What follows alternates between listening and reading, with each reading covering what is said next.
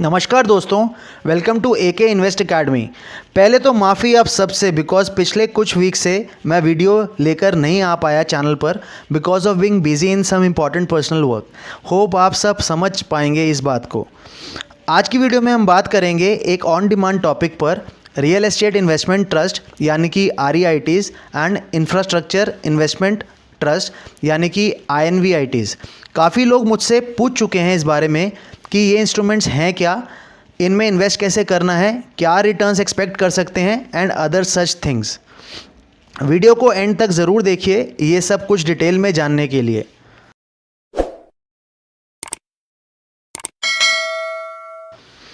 Video के thumbnail में मैंने इन्हें mutual fund of real assets क्यों कहा है, बिकॉज इनकी working just like mutual fund ही है। जैसे म्यूचुअल फंड में जो भी पैसा हम इन्वेस्ट करते हैं, पोर्टफोलियो मैनेजर उस स्कीम के ऑब्जेक्टिव के हिसाब से डिफरेंट कंपनीज़ के स्टॉक्स में हमारे बिहाफ पे पैसा इन्वेस्ट कर देता है।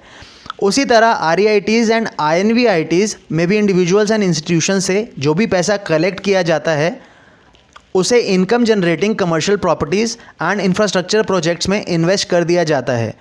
तो इन इंस्ट्रूमेंट्स में इन्वेस्ट करके हम डिविडेंड एंड इंटरेस्ट इनकम के साथ साथ कैपिटल एप्रिसिएशन भी एक्सपेक्ट कर सकते हैं। ये बात ध्यान में रखने वाली है कि यहाँ पर आपको किसी भी प्रॉपर्टी या प्रोजेक्ट की रियल ओनरशिप नहीं मिलती, बट एक्सपोजर पूरा मिलता है। वहाँ से आने वाली इनकम के साथ साथ प्रॉपर्टीज़ के प्राइजेज़ में किसी भी तरह का कैपिटल एप्रिसिएशन इन्वेस्टर्स को ही बिलोंग करता है। आइए थोड़ा डिटेल में समझते हैं कि ये दोनों इंस्ट्रूमेंट्स हैं क्या, इनकी वर्किंग क्या है। REITs के बारे में बात करें तो ऐसी कंपनीज़ जो ओन करती हैं, ऑपरेट करती हैं एंड फाइनेंस करती हैं इनकम जनरेटिंग रियल एस्टेट को, मेजरली कमर्शियल प्रॉपर्टीज़ को, उन्हें REITs कहा जाता है। एंड ये जो इंस्ट्रूमेंट्स हैं ये एक इन्वेस्टमेंट अपॉर्चुनिटी प्रोवाइड करते हैं just like an mutual fund to individual as well as institutional investors. अब इंडिविजुअल इन्वेस्टर्स जो हैं वो डिविडेंड इनकम अर्न कर सकते हैं इन रियल एस्टेट इन्वेस्टमेंट से, जो कि जस्ट लाइक एक रेंटल इनकम होगा प्रॉपर्टी से। बट यहाँ पर इन्वेस्टर्स को प्रॉपर्टी को रियल में बाय करने की, मैनेज करने की या फाइनेंस करने की कोई भी ज़रूरत नहीं है।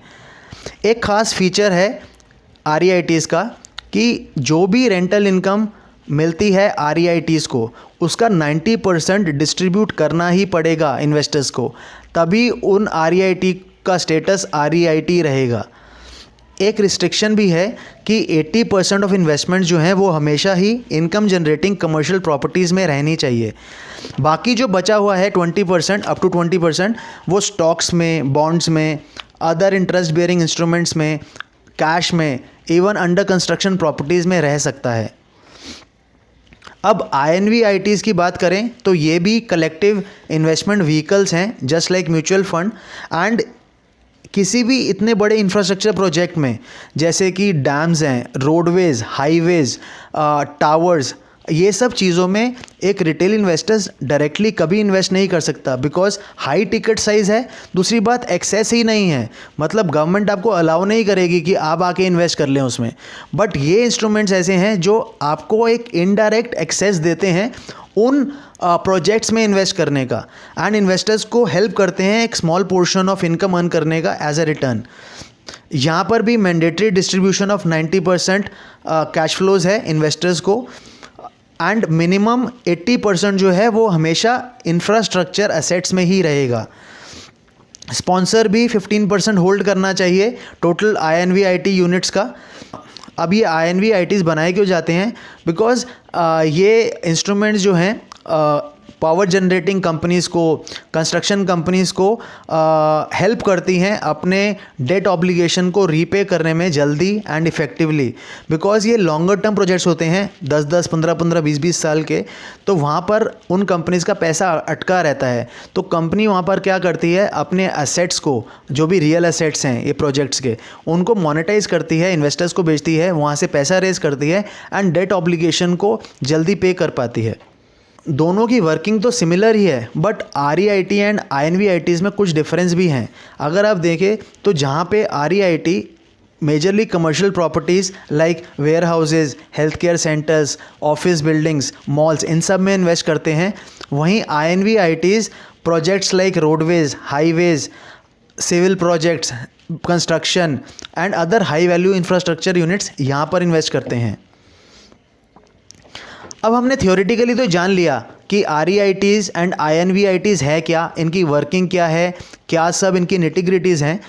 बट अगर अब मुझे इन्वेस्ट करना है REITs या INVITs में, तो कौन से ऐसे इंस्ट्रूमेंट्स अवेलेबल हैं जहां पर हम इन्वेस्ट कर सकते हैं, उसकी नो हाउ क्या है, कैसे खरीद बेच सकते हैं, आइए अब ये डिटेल में जानते हैं। लिस्टेड REIT स्पेस में 3 कंपनीज लिस्टेड हैं अभी तक। पहली है एम्बेसी ऑफिस पार्क्स जो कि अप्रैल 2019 में लिस्ट हुई थी। सेकंड है माइंडस्पेस बिजनेस पार्क्स जो कि अगस्त 2020 में लिस्ट हुई थी। एंड थर्ड है Brookfield India real estate trust जो कि इसी ईयर फेब 2021 में लिस्ट हुई है। अगर आप देखेंगे तो REIT काफ़ी नया कॉन्सेप्ट है इंडिया में। अगर हम US की बात करें तो 50-60 साल पुराना कॉन्सेप्ट है, तो लोग वहाँ पर पहले से इन्वेस्ट कर ही रहे हैं, बट इंडिया में ये काफ़ी नया है। एंड लिस्टेड INVIT स्पेस में देखें तो यहाँ पर भी 3 ही कंपनीज लिस्टेड हैं। पहली है IRB INVIT फंड जो कि मई 2017 में लिस्ट हुई थी। इंडीग्रिड जून 2017 में लिस्ट हुई थी। एंड पावर ग्रिड INVIT जो कि रिसेंटली 3-4 महीने पहले ही लिस्ट हुई है, मई 2021 में। आपको देखकर हैरानी होगी कि IRB एंड इंडीग्रिड दोनों 4-4 साल पुराने INVITs हैं, बट तब इनका नाम कोई जानता क्यों नहीं था? Because of popularity. Power grid INVIT because एक बड़ा इशू था, तो इसको काफ़ी लोगों ने देखा एंड जाना कि INVIT एक नया इंस्ट्रूमेंट अवेलेबल है, तो वहाँ से थोड़ा समझ आई लोगों को। एंड REITs की पॉपुलैरिटी के बाद अब INVITs को भी लोग जानना शुरू कर रहे हैं, इसीलिए अभी तक ये पता नहीं थे पर इंस्ट्रूमेंट्स अवेलेबल थे। अब इसकी परफॉर्मेंस देखें कि इन REITs एंड INVITs ने परफॉर्म कैसा करा है, तो आपको दिखेगा कि पहले 3 जो हैं वो REITs हैं, जिसमें एम्बेसी पार्क सबसे पहले लिस्ट हुआ था, उसके बाद माइंडस्पेस, देन ब्रुकफील्ड। लास्ट के 3 INVITs हैं जिसमें IRB सबसे पहले लिस्ट हुआ था, फिर इंडीग्रिड ऑलमोस्ट सिमिलर टाइम पे ही May and June 2017, and power grid INVIT recent listing है सबसे, जो कि है मई 2021 की। पावर ग्रिड INVIT को छोड़कर सब इनकम डिस्ट्रीब्यूट कर चुके हैं मिनिमम एक बार। पावर ग्रिड बिकॉज नया है, अभी उसने एक बार भी इनकम डिस्ट्रीब्यूट नहीं करी है। ब्रुकफील्ड की बात करें तो उसने भी एक ही बार करी है, ऑल्दो 6 महीने हो चुके हैं, बट फिर भी एक ही बार इनकम डिस्ट्रीब्यूट करी गई है जो कि 6 रुपये की है। आप देखेंगे तो सेकेंड लास्ट कॉलम में मैंने डिस्ट्रीब्यूशन ऑफ इनकम दिया है। अब 4 कंपनीज़ हैं जो embassy, Mindspace, IRB and India grid, जिन्होंने पिछले 12 महीने की इनकम दी है, मतलब चारों क्वार्टर्स में इनकम दी है। तो यहाँ पे हम इनकम यील्ड निकालें तो एम्बेसी पार्क्स की जहाँ इनकम यील्ड है 5.8%, वहीं माइंडस्पेस की है 4.8%। एंड INVITs में IRB की इनकम यील्ड है 15.4% एंड इंडिया ग्रिड की है 9.11%।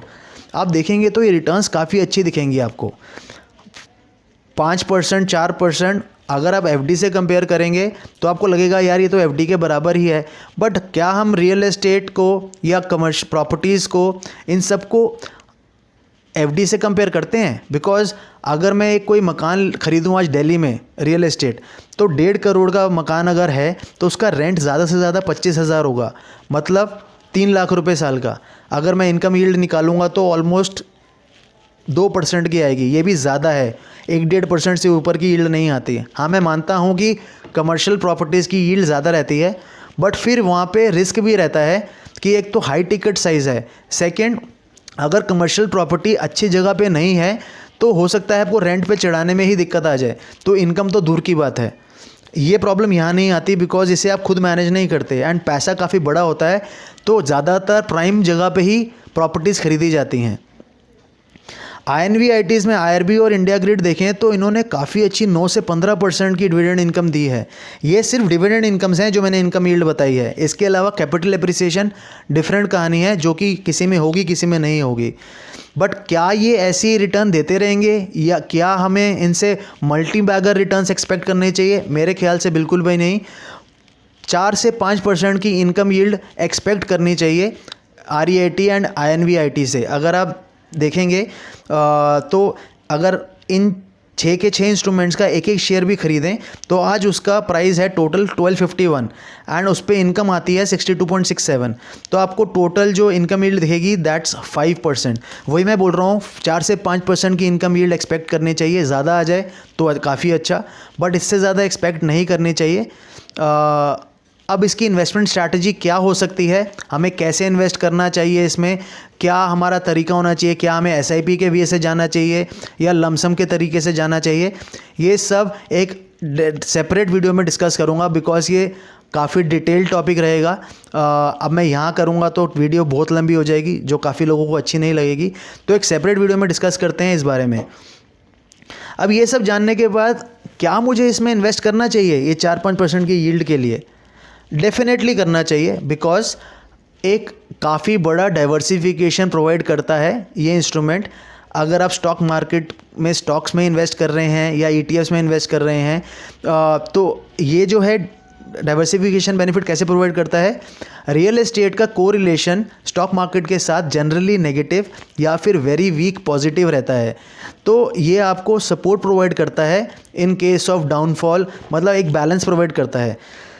सेकेंड, रिडक्शन हुई है इनके ट्रेडिंग लॉट में। जहाँ पहले अगर आपको इसमें REIT में इन्वेस्ट करना होता था तो जहाँ पहले 200 से लेकर 2500 तक का लॉट साइज़ था, मतलब नंबर ऑफ़ शेयर्स की बात कर रहा हूँ, 200 शेयर से लेकर 2500 शेयर्स, मतलब टिकट साइज़ था 50,000 से 60,000 की मिनिमम इन्वेस्टमेंट एंड उसी के लॉट में इन्वेस्ट कर सकते थे। वहीं सेबी ने अगस्त में एक नया चेंज लेकर आया जहाँ पर उन्होंने लॉट साइज़ को 1 शेयर कर दिया है, जो कि काफ़ी अच्छा स्टेप है। ये काफ़ी रिटेल इन्वेस्टर्स को अट्रैक्ट करेगा, उन्हें एक्सेस प्रोवाइड करेगा बिकॉज हर एक के बस की बात नहीं है 50-60 हज़ार रुपये एक बार में इन्वेस्ट करना, तो ये एक्सेस प्रोवाइड करेगा, लिक्विडिटी प्रोवाइड करेगा मार्केट में, तो ये काफ़ी अच्छा स्टेप है सेबी की तरफ से। सेकंड, एक और एडवांटेज बहुत अच्छी है कि ये एक्सेस प्रोवाइड करता है प्राइम प्रॉपर्टीज़ की तरफ, मतलब होटल्स, मॉल्स, ऑफिस बिल्डिंग्स, ऐसी लोकेशंस में जहाँ पे आप ख़रीदने की सोच भी नहीं सकते बिकॉज टिकट साइज़ बहुत बड़ा होगा, 50 लाख, 1 करोड़, 5 करोड़, 10 करोड़। यहाँ पर आप बिकॉज एक यूनिट साइज़ है तो आप 57 रुपीज़ से लेकर 370 रुपीज़ तक मतलब इतने छोटे अमाउंट में एक्सपोजर ले सकते हैं इतने बड़े प्रोजेक्ट्स एंड प्राइम प्रॉपर्टीज़ का। और एडवांटेज क्या है कि आपको आपका टाइम बचाता है, आपकी एनर्जी बचाता है, कोई भी हैसल नहीं देता आपको बिकॉज आपको मैनेज नहीं करनी प्रॉपर्टी, आपको नहीं सिरदर्दी है कि रेंट पे आएगा नहीं आएगा, मुझे खाली करवाना है, या ये सब चीज़ें आपकी सिरदर्दी नहीं है, प्रोफेशनली मैनेज करा जा रहा है। मतलब जो ट्रस्ट बनाया गया है वो प्रोफेशनली मैनेज कर रहा है इस चीज़ को, तो वो सारी अपनी ड्यू डिलीजेंस करते हैं पहले किसी को भी प्रॉपर्टी देने से पहले। एंड अगर इतनी प्राइम प्रॉपर्टीज़ हैं तो वहाँ पे जो रेंट पे टेनेंट्स आते हैं वो भी प्राइम होते हैं, बड़ी बड़ी कंपनीज, बड़े बड़े ब्रांड्स होते हैं एंड वो लीज पे जाते हैं, मतलब हम खुद रेंट पे देंगे तो 1 साल, 2 साल, 3 साल ऐसे रेंट पे जाता है, वो 10 साल, 15 साल ऐसे लीज पे जाते हैं। हाँ, वो लीज भी बढ़ती रहती है बिकॉज रेंट्स अगले 10 साल सेम तो नहीं रहेंगे, तो उनके कॉन्ट्रैक्ट में रहता है कि वो रेंट्स भी बढ़ते जाएंगे, तो आपकी डिविडेंड इनकम भी साथ साथ में बढ़ती जाएगी। लास्ट एडवांटेज जो मुझे दिखती है वो ये है कि ease of buying and selling है। मतलब आज अगर मेरे पास खुद की प्रॉपर्टी है जो कि मान लो 1 करोड़ 2 करोड़ की है, एक प्राइम जगह पे भी है, बट क्या उसे बेचना हमेशा आसान है? नहीं, बिकॉज बायर हमेशा अवेलेबल नहीं रहेगा। रियल एस्टेट में इलिक्विडिटी की प्रॉब्लम है। अगर मुझे अपना प्राइस चाहिए कि मैं 2 करोड़ में ही बेचूंगा तो मुझे वेट करना पड़ेगा। अगर मुझे जल्दी है बेचने की तो मुझे प्राइस पे कॉम्प्रोमाइज़ करना पड़ेगा कि 1.5 करोड़ की ब्याज बेच दूं तो आज शायद बाहर मिल जाएगा। तो लिक्विडिटी एंड फेयर प्राइस दोनों एक साथ नहीं मिलते, बट यहाँ पर आपको फेयर प्राइस भी मिलता है, लिक्विडिटी भी मिलता है, दोनों एक साथ। तो ये एक काफ़ी बड़ी एडवांटेज है REITs एंड INVITs दोनों की। रिस्क क्या है? बिकॉज अब एडवांटेजेस हैं तो कुछ कॉन्स भी होंगे, रिस्क भी होंगे। पहला रिस्क है प्रोलॉन्ग कोविड सिचुएशन। पिछले 1.5 साल से कोविड की सिचुएशन चल रही है कंट्री में एंड वर्ल्ड ओवर, बट अगर ये सिचुएशन और बढ़ती है तो जो ऑफिस स्पेसेस हैं उनके जो ऑक्यूपेंसी जो है वो कम जाएगी, नीचे हो जाएगी एंड वैकेंसी रेट्स बढ़ जाएंगे, जिससे इनकम पे इम्पैक्ट आ सकता है शॉर्ट टर्म के लिए। जो इंफ्रास्ट्रक्चर प्रोजेक्ट्स हैं, INVITs हैं, उसमें क्या इशू रह सकता है कि गवर्नमेंट डिलेज एंड इंटरवेंशंस की वजह से भी इनकम पे इम्पैक्ट हो सकती है। तो ये सब चीज़ें ध्यान में रखने वाली हैं। अब मैं ये नहीं कह रहा कि आप अपना 100% या 50% पैसा यहाँ पे इन्वेस्ट कर दो। अगर आपकी एज 30 से 40 साल के बीच है तो आप 10% तक की एलोकेशन ले सकते हो इस इंस्ट्रूमेंट में। अगर कोई सीनियर सिटीज़न है, 50-60 साल से ज़्यादा की उम्र है, ऑल्दो कोई शायद इसे रिस्की कहे, पर मेरे हिसाब से उतना रिस्की नहीं है, बिकॉज़ सारी प्रॉपर्टीज़ जो हैं वो प्राइम प्रॉपर्टीज़ रहती हैं। तो बिकॉज़ जो सीनियर सिटीजन्स होते हैं उनको इनकम की ज़रूरत रहती है, जिसे भी इनकम यील्ड चाहिए, उनके लिए इंस्ट्रूमेंट्स बहुत बढ़िया हैं। एंड उस केस में वो एलोकेशन ज़्यादा भी रख सकते हैं। अब वो केस टू केस बेसिस पे आपको डिसाइड करना पड़ेगा कि आपको अपने पोर्टफोलियो में कितनी एलोकेशन रखनी है REITs एंड INVITs की। बट मेरी तरफ से थम्स अप है इस इंस्ट्रूमेंट को। होप आप सबको ये वीडियो पसंद आई हो। अगर ऐसा है तो प्लीज़ ज़्यादा से ज़्यादा लाइक एंड शेयर कीजिए। अपने दोस्तों को भी बताइए कि ऐसे इंस्ट्रूमेंट्स अवेलेबल हैं मार्केट में जिसमें एक्सपोजर कोई भी ले सकता है, मैं आपका दोस्त हर कोई ले सकता है। एंड साथ में मिलकर सीखते हैं दोस्तों, ताकि फाइनेंशियल लिटरेसी कंट्री में एक अलग ही लेवल पर चली जाए। This is Amanpreet signing off. Take care, bye bye.